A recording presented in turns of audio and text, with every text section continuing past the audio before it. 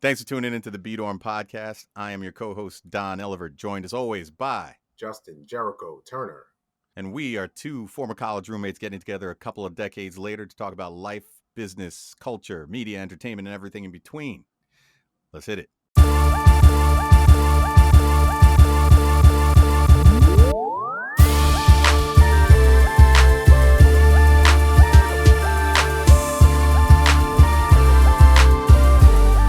So, Justin, we've been talking about all types of stuff for the last few weeks. And there's a whole bunch of different topics we could get into on this episode of the podcast, right? But I was thinking, since I know we could talk about Chappelle, we could talk about Gruden, right? We could talk about Kyrie and the vaccines and all that stuff, right? We could talk about Colin Powell, who just passed away. Let's go. But I don't necessarily want to jump right into talking about any one of those things because, first off, you could tune into any other podcast and turn on the news, jump on your social media, and there's all types of people talking about all that, breaking down every one of those already, right? So, absolutely. What I wanted to talk about is what I kind of saw as a little bit of a commonality, although it's a little nuance in each different situation about what's going on in those different things. When we were growing up, you know how you idolized people just like people idolize today, be they athletes, entertainers, politicians, authors, whatever it may be for you, whatever area in which they actually excel. But back, prior to the age of social media and the digital age in general, you weren't really as exposed to people's true opinions and ideals outside of the realm of whatever it was that they actually excelled in. Right. And outside of like the occasional tabloid, this person did something wrong. Now we hear about them. But generally speaking, you're right. Yeah. Or if someone chose to actually involve themselves in some level of activism or highlight awareness around whatever their beliefs were, like a Muhammad Ali or something like that. Right. Right. But now what we're seeing a lot of is people getting excoriated or canceled in their area of success, or their area of expertise, because closets are becoming more transparent now and people can see your skeletons actually peeking through. And I don't know if that's a good thing or a bad thing, or probably like most topics that we intend to speak about on our podcast, there's probably it's probably somewhere in the middle. And so how do we take what we used to, I guess, do in the form of hero worship, for lack of a better phrase, when we were young, and kind of transform that into some level of compartmentalized admiration with people like Kyrie, Gruden, Chappelle, Kanye, Colin Powell, who just passed away.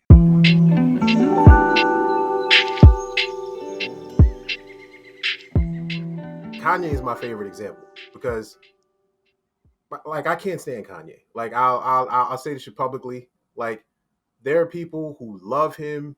There are people who dislike him because of who he is as a person. I don't know him personally, but what I do know of him publicly is deplorable.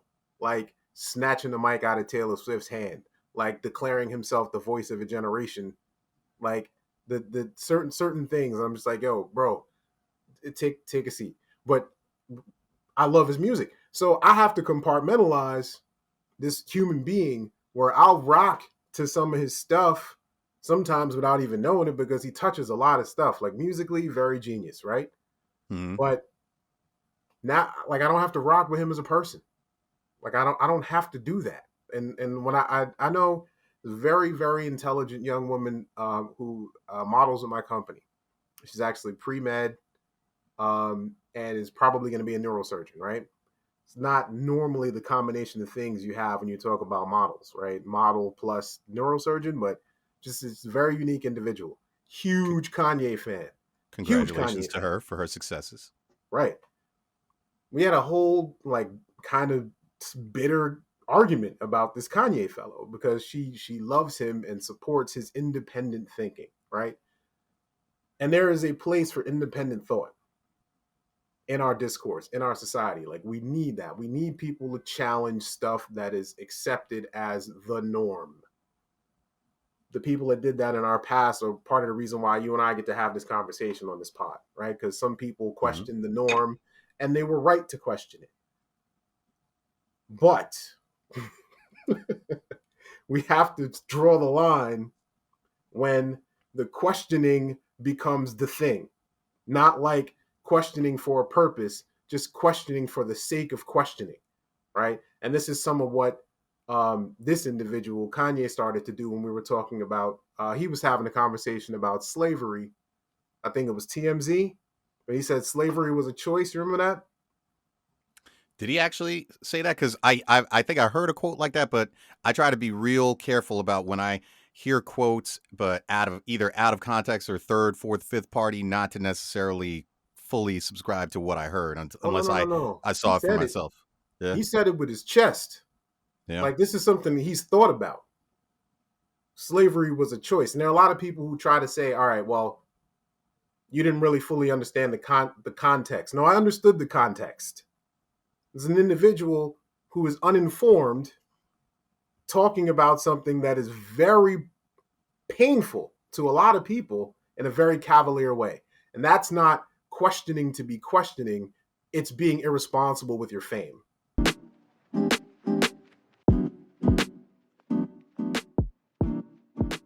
Being a famous person in our society kind of means you are a leader in a certain sense if you decide to make yourself public in that way. And being rich doesn't necessarily mean that you have to be famous. Because, we talked about this earlier, there are plenty of rich people that aren't famous because they choose not to be. They choose not to broadcast their ideas all the time.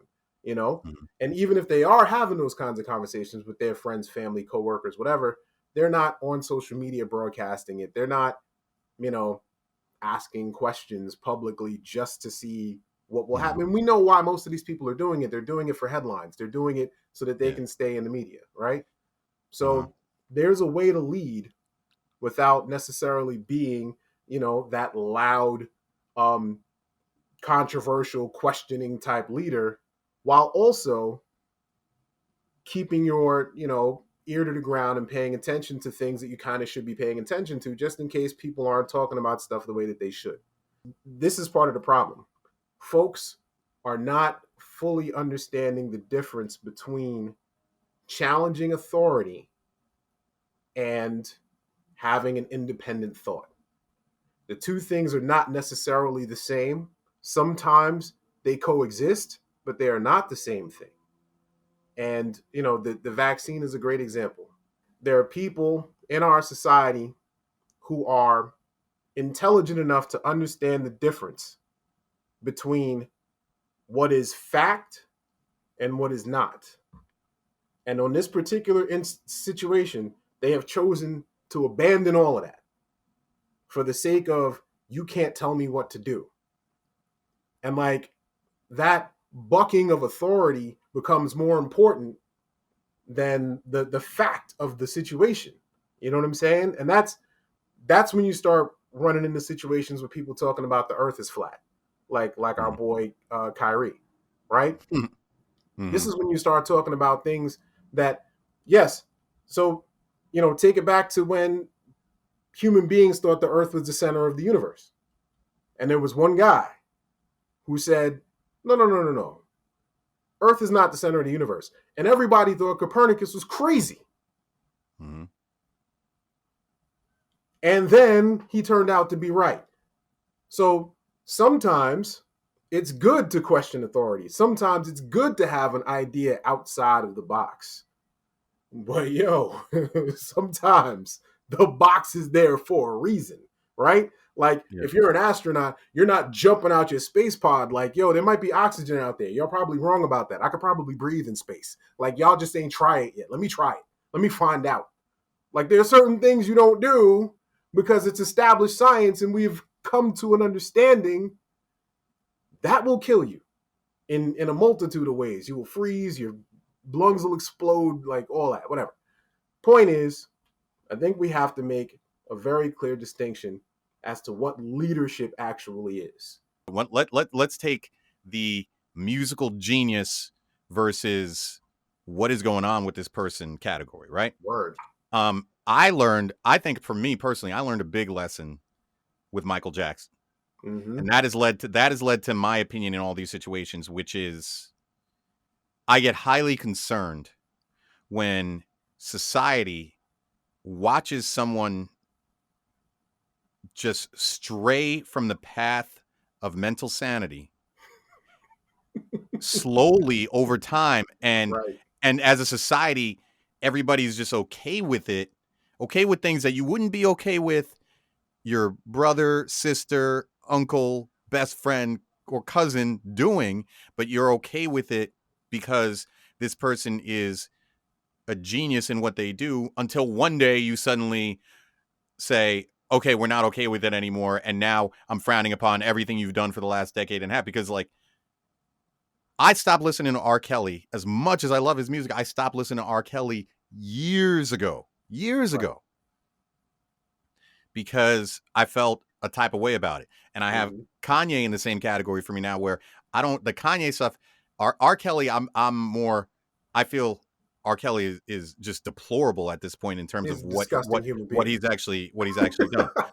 Kanye, I'm still at the point of I'm highly concerned that we are watching this snowball of probably some actual mental clinical issues continue to roll down the hill right before our eyes, and people are just enjoying the ride of watching it happen, which is why I feel like I don't want to click on anything that actually helps support or gain more traction for whatever he's doing, because I think he needs help.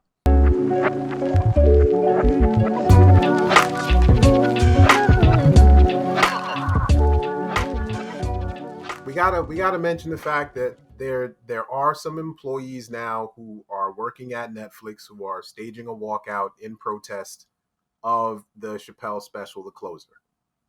Now, if you haven't seen it, I highly suggest that you watch it and understand two things.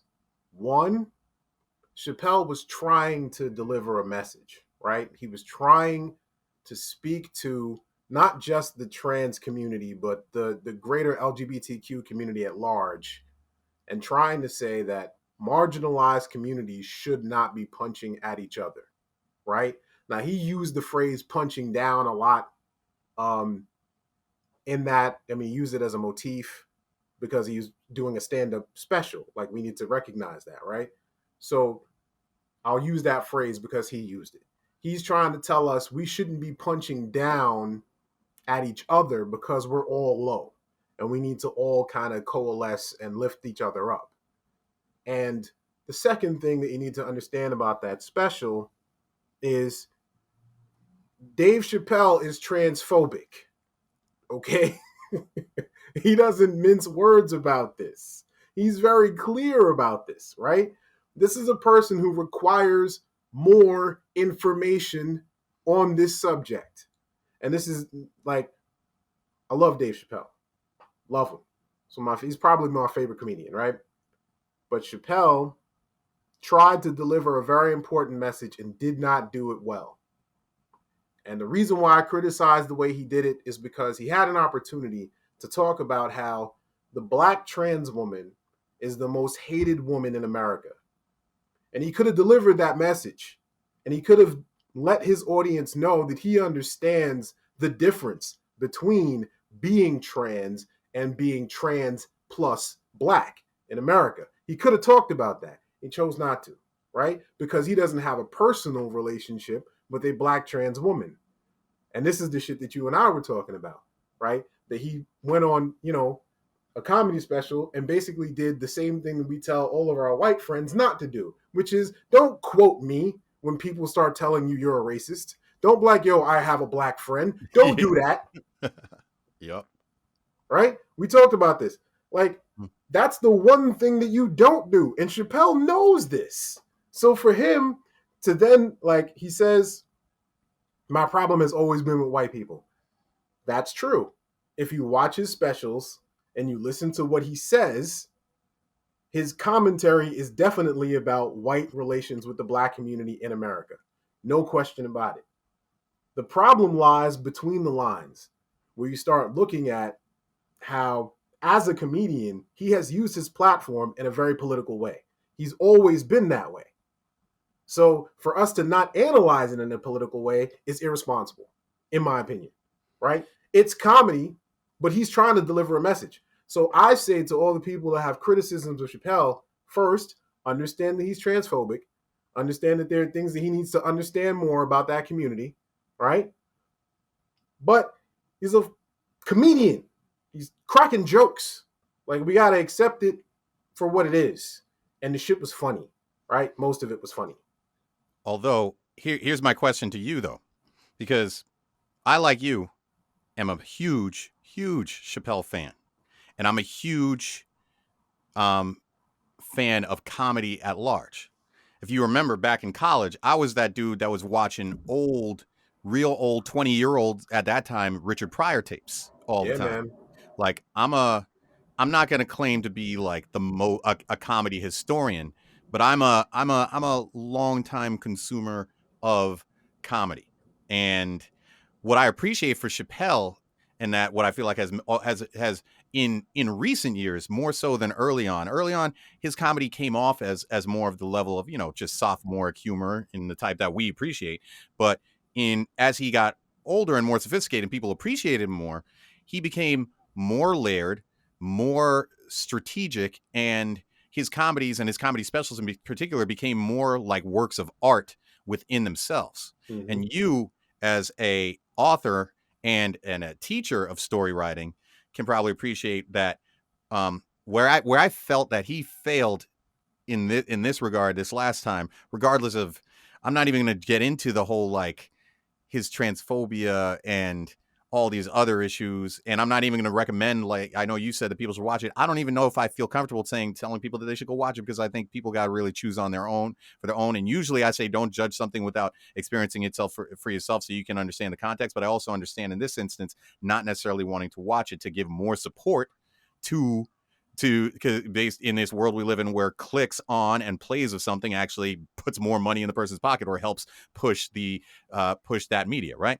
So, but that being said, what concerns me is why I appreciate him in recent years is that he became a master of using humor as a way of getting points across, deeper points across in a humorous fashion, by constructing his specials where he is the protagonist in this comedy story that he's telling us over that period of time that he's on stage. Right. However, this last time, he instead just played an antagonist the entire time. He played victim plus antagonist, right? Victim plus antagonist the entire time, as opposed to there being, I was waiting for, like, I was trying to follow this the humorous growth path. I thought there was going to be some story of growth, or some larger scale, more nuanced, buried point. And his point didn't get lost on me. It's just that I felt that, again, like, it became more antagonistic than entertaining, humorous, or thought provoking. Chappelle knew that the vast majority of the black community would hear his message. And he knew that he was going to piss off a certain segment of the population. And he was perfectly okay with doing it, I assume, hoping that folks like us would have conversations about it. But I want to reemphasize, this is a man who needs more education in this field. It becomes a situation where, because Chappelle is rich and because he has a huge platform, he gets to say whatever he wants, right? Mm-hmm. And people are going to listen because of who he is. But that doesn't necessarily mean that he actually knows what he's talking about. And we have to remember that sometimes. He met one trans person and formed a relationship with one person. I also think there's an aspect to this that people are disregarding, which is the fact that she might have been highly enamored by the fact that she was the person who she was a big fan of, had actually taken an interest in her and become friends. And you're going to be more forgiving when in that scenario, then you're not going to necessarily be truly honest with that individual. And that's what I think Chappelle may not be realizing in that friendship or that situation as well. There's a lot of people who, when they get any level of attention from someone they idolize get the blinders go on, they get a lot more forgiving when that person is actually recognizing you in some respect. Yes, sir. Keeping it 100 on the Be Doing podcast. Y'all know how we do here.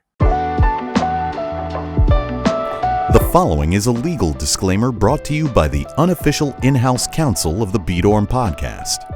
Please be advised that no members of the B-Dorm podcast unofficial in-house counsel have actually attended law school or passed any state-recognized bar exams.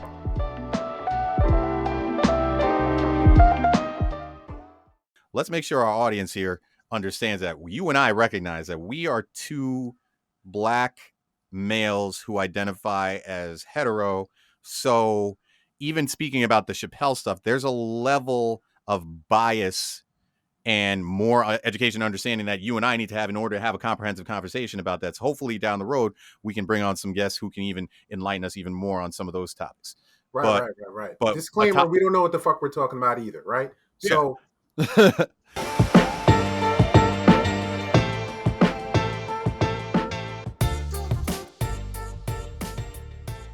we both know about being black dudes. We both know about being black dudes coached by white guys. And we know about football. You really know about football, both from a fan standpoint and a playing football standpoint. So we talked about all those folks, but we didn't say nothing about Gruden. You said some really hilarious shit to me about your take on the whole Gruden thing. You want to break that down for us? Yo, Gruden right now is like, first of all, let's all recognize that he's a fall guy, right? He is taking the fall for I think the shit that came from the NFL's investigation of the formerly known as Redskins Washington football team. And the executive that he was talking to is a classic good old boy, right? That's why he doesn't work there anymore. That's why they got ran out. That's why they're being investigated to begin with. Somebody who, probably uses nigger in his vernacular. Somebody who, refers to women as objects on a consistent basis. And Gruden is a suck up. He's this is the, you know what I'm saying? So Gruden wanted to coach again. He was working for ESPN at the time, and he was talking to the executive at a football team, and he was talking in a language that he thought that person would understand. This is not to say that Gruden didn't believe, whatever. I don't know this man. I don't know John Gruden, okay? What I do know about him is that he wanted to coach in the NFL, and he thought that if he kissed this man's ass, that maybe he might get a job. That's what it sounded like to me. And when we were talking about over text was, I want to see players come out and roast him, because that's what I'm waiting for. And I'm still waiting for it. Like, I've heard some people say a couple things, but nobody has come out as a player and roasted this man. Now, you mentioned that I used to play football. I played for a while, played in high school, played in college. I've been around a lot of coaches. If I had a coach that I felt treated me in a certain way based on my race, and then that coach got called out in the media, you would hear from me. And there are a lot of people that we should be hearing from if he was that dude. So I'm going to go on record and say it's more likely that Gruden is not that dude. It's more likely that he's just loose at the mouth. And it's more likely that he is a fall guy right now, because there are people who make a lot more money than him who he was talking to. And, there are probably other people that are being swept under the rug right now who are not Gruden. But fact of the matter is, I don't know this dude. I don't know if he's a racist. I don't know if he's a misogynist. I don't know him like that. But I do know that if he was treating his players a certain way and he got roasted in the media the way he got roasted, players would talk, because players know. We talk to each other about shit like that. We talk to each other about stuff like that. Those conversations are not, they're not censored. So that, I like your point. I don't know to what extent I'm in full agreement with you about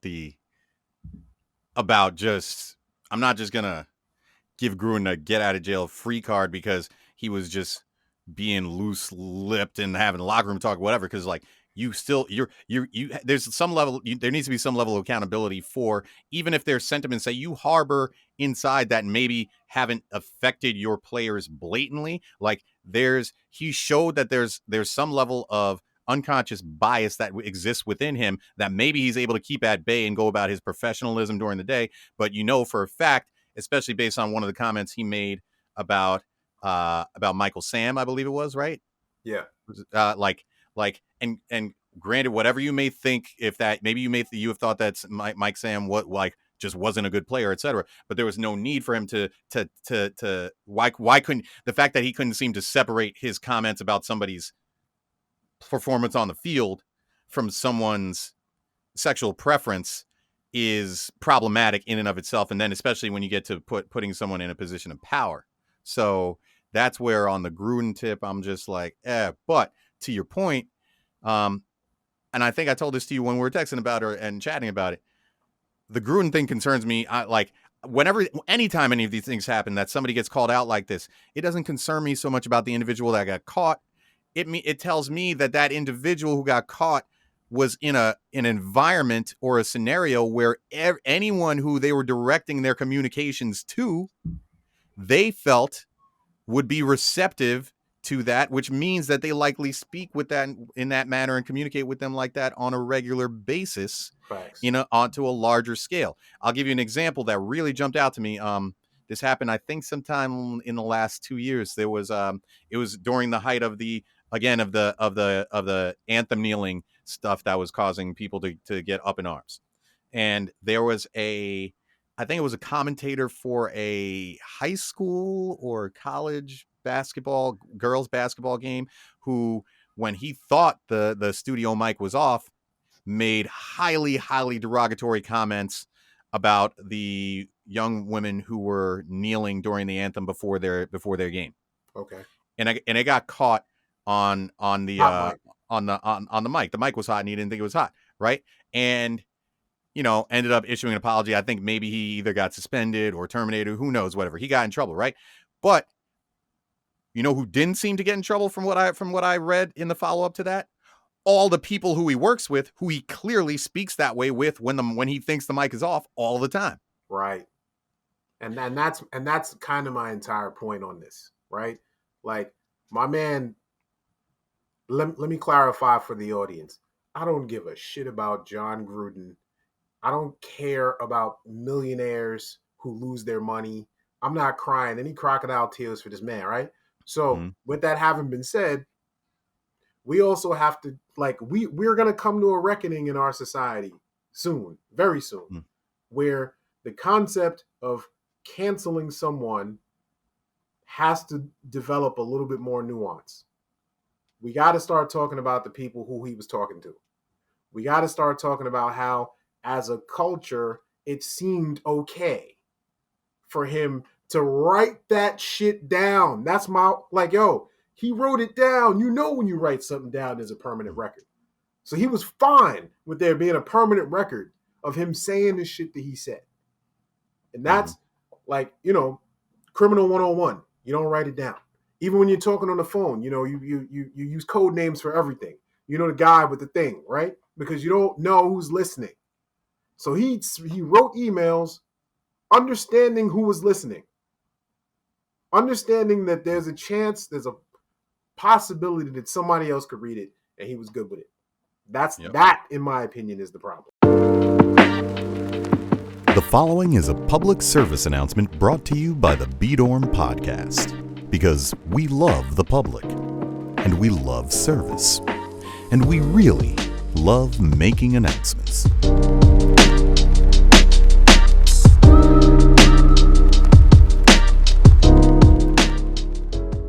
At the height of the George Floyd protests and the Black Lives Matter march that were going on in response to the George Floyd murder and all that other stuff that was going on at that time, anybody who was a non-Black friend of mine that reached out to me to have conversations about it, what I said to them at the time is, I said, look, as great as participation, all this stuff is, I don't think like I didn't tell people that you need to be out there marching with BLM or this and that. Like they got their own flaws as it is too.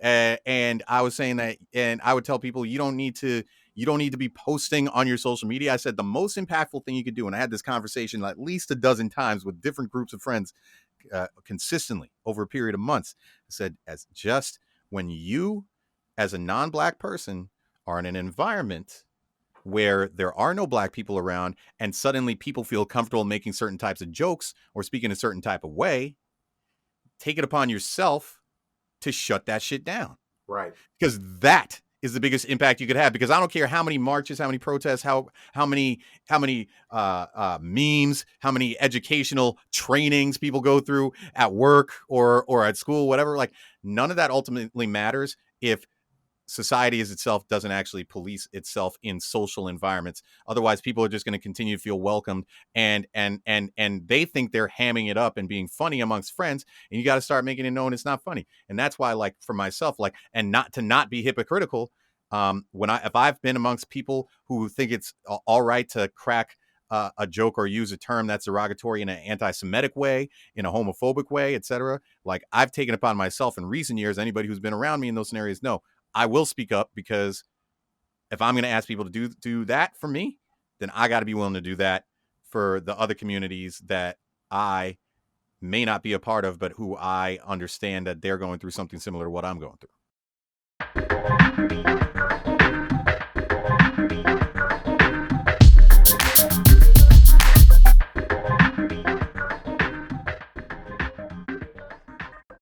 You have some interesting tie-ins to Colin Powell. And then when we were texting or talking about this before we started recording this pod, you had an interesting take on what makes Colin Powell's legacy, both politically, ethnically, and at large, unique from a leadership standpoint. So you want to get into that a little bit? Yeah, man. First of all, rest in peace. I taught at City College for 11 years. And Colin Powell is an alum of City College, and anybody who has gone there understands certain things about that place. It is one of the most diverse colleges on the planet in terms of the student population, but there aren't that many black male teachers, right? So, with that having been said, Colin Powell was a terrible student, and anybody you talk to who is aware of his school dossier, like he was not good. And it just goes to show you can be a bad student and you can dedicate yourself to something bigger than yourself, and you can become greater than life. And this is a man who, he joined the ROTC at City College, which is a program that's still rocking. So a lot of students who, don't necessarily know what they want to do, the American military, for all of its flaws, has always been a path for people who didn't necessarily know where to go. And if you say to yourself, I'm someone who wants to serve, that's a great path. So he was ROTC, went through his career in the military. He was both the youngest and the first black for a lot of things. I'm not going to, spit his whole resume. If you watch the news, you've heard most of it already. What impresses me most about him is this is a man who, even while he was lying to the American people, right? We're going to talk about that. Even while he was lying through his teeth to the American people, he was respected while he was doing it. He was respected after he did it. He was respected after the lie came out, because he copped to it and said, you know what? We were wrong. I made a mistake. And that's why people on the left, people on the right, people in the center, everybody respects this man. He could have been the first black president. And, we talk a lot about how Obama being who he was, right? Super chill, play basketball, brought Jay-Z and Beyonce to his inauguration. Like, we talked a lot about how, like, certain moves helped a certain segment of the black population to be more political, right? Colin Powell would have been a very different first black president. he wouldn't have had that same effect on the black community. But on the flip side, Barack Obama was very polarizing in a way that Colin Powell never would have been. You know what I'm saying? Like, you wouldn't have had, you know, Trump's out there talking about birtherism. You wouldn't have had, you know, a Mitch McConnell in Congress basically saying, we're going to do everything in our power to prevent this man from being successful because he's a Republican.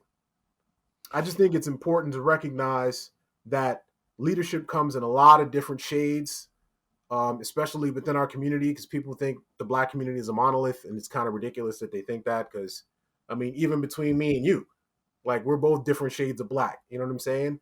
Haitian American, you know, cotton picker American. That's what I like to call black, you know, native black.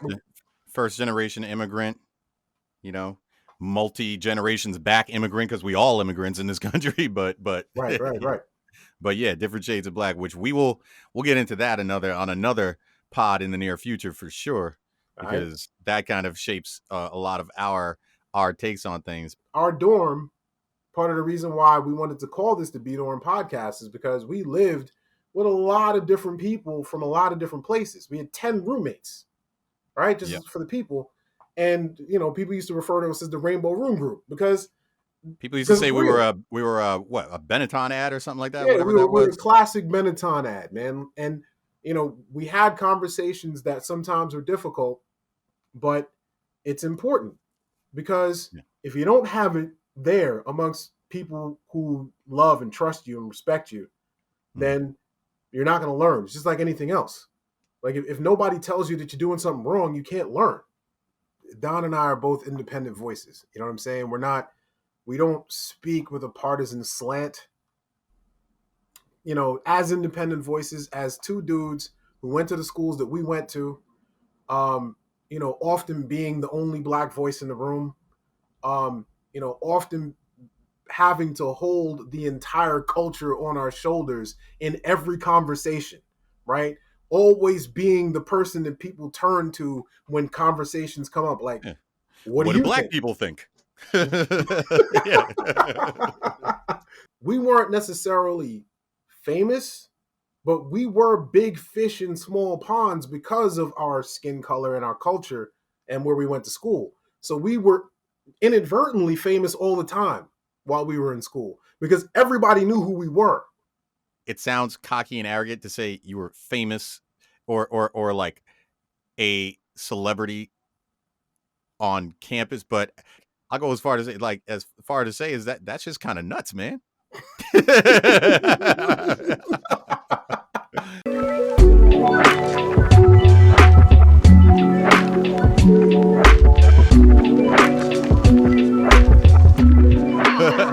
Yeah. But speaking of nuts,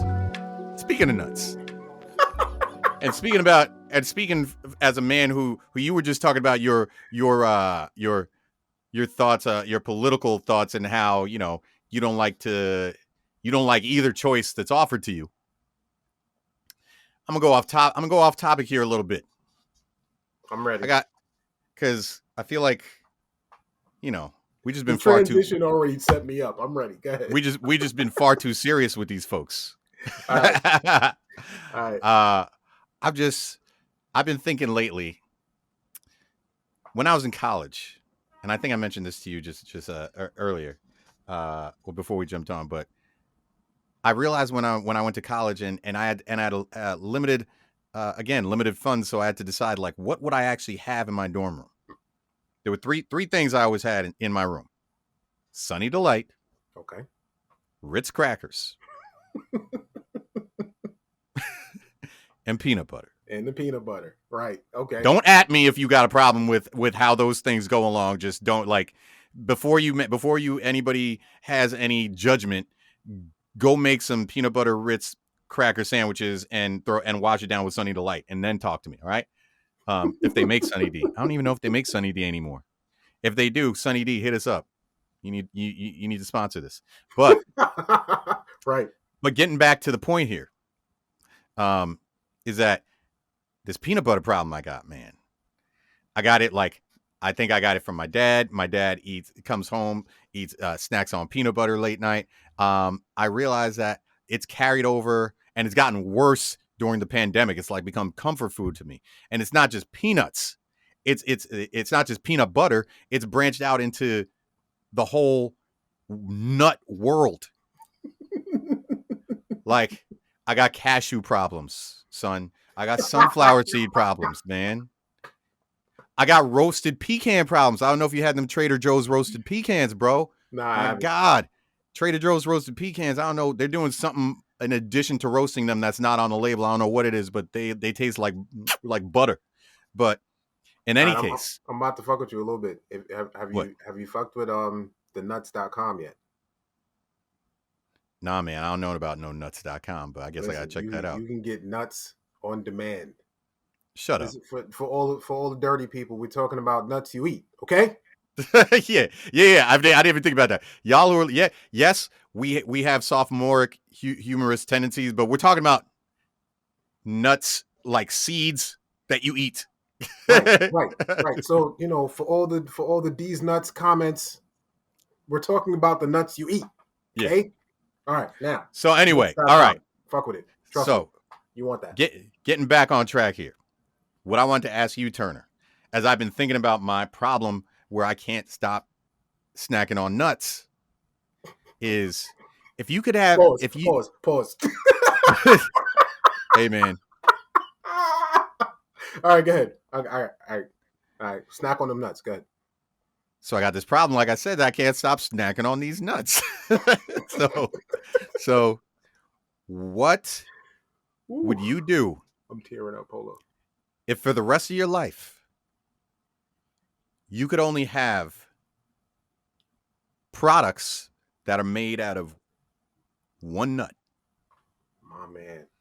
Like one Lance Armstrong nut. All right. What are, man, you just went there. We said we're not going there. We said we're not going there, and you keep going there. I'm sorry. I'm trying. Do you see you see my poker face here? Yes, I got you. All right, go ahead. Yeah. One nut. All right. For the rest of your life. And and you could have all types of products that are made with that nut. What nut are you rolling with? I think I will go cashew. I think I will cashew because I do like the cashew milk. I'm a big fan of doing an annual cleanse. Cashew milk is great for that. It's like if you take a bunch of different juices, mix them together, and then you finish the day with like a nice hearty cashew milk that like kind of fills you up. We can talk about this off the air. Yeah, man. Yeah. We're gonna have to discuss that one. But your cashew diet. Cashews are also very filling. Like it's a very filling food. So because all right, so you're gonna eat cashews and you have cashew milk, but what else are you gonna have? What else have you you've taken a lot of cashew butter. Okay. I personally prefer peanut butter, but like I said, I'm not a follower. So if I had to eat one nut, you're lucky just to have just one, then I would go with the cashew. All I need is one nut.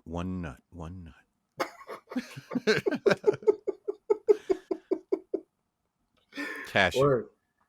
That's it. Man. That's it. But like, all right, man. If I get one nut, I asked you this question. I never even thought about my answer. Let's see. Yeah, because I assumed it was peanut. No. It's not peanut. It's actually not peanut. Oh, word? Oh, okay. As much as I love me some peanut butter, man. Love me some peanut butter, like I told you. Like the amount of times, if the amount of times that I've woken up in the middle of the night, gone to the bathroom and passed my kitchen and gotten a spoonful of peanut butter in the middle of the night before I go to bed is embarrassing. But I'll tell you what, I think I might be going with a pecan. Okay. And when I say I'm going with a pecan, I'm not going with a pecan. I'm going with a pecan. Can we get the radio voice with that? And when I say I'm going with a pecan, I mean I'm going with a pecan, not a pecan. I love it. So, And the reason why is because of pecan pie. Okay. It is because of a pecan pie. Pecan pie is a little bit of a closer. Because yeah. I'm assuming I've had cashew butter, I've had almond butter, I've had peanut butter. Haven't had pecan butter, but I'm just gonna assume I can make some pecan butter and it probably tastes fantastic. I use almond milk frequently. I haven't done the cashew milk thing like you. I need to get on that and sample it. But I'm going to assume that I can probably milk a pecan, right? If you can milk an almond and you can milk a cashew, you can probably milk a pecan. You know what nobody has done with another nut that I've seen successful? Make a tasty ass pie. You're right. These are facts, ladies and gentlemen. I don't know if y'all know, but my man is dropping facts. Yeah, I haven't had an almond pie. I haven't had a pistachio pie. Right. I haven't had oh my goodness, what do you call it? Peanut pie. I haven't had a macadamia pie. I haven't had no sunflower pie. You know what I have had on numerous occasions? Pecan pie. A pecan pie. So real quick, all y'all nuts, y'all need to up your game. Y'all need to come with some pies. Yeah. Don't holler at me about what nut you're rolling with unless you can pie that nut. And that's the first episode of the Beat On Podcast, folks. We out.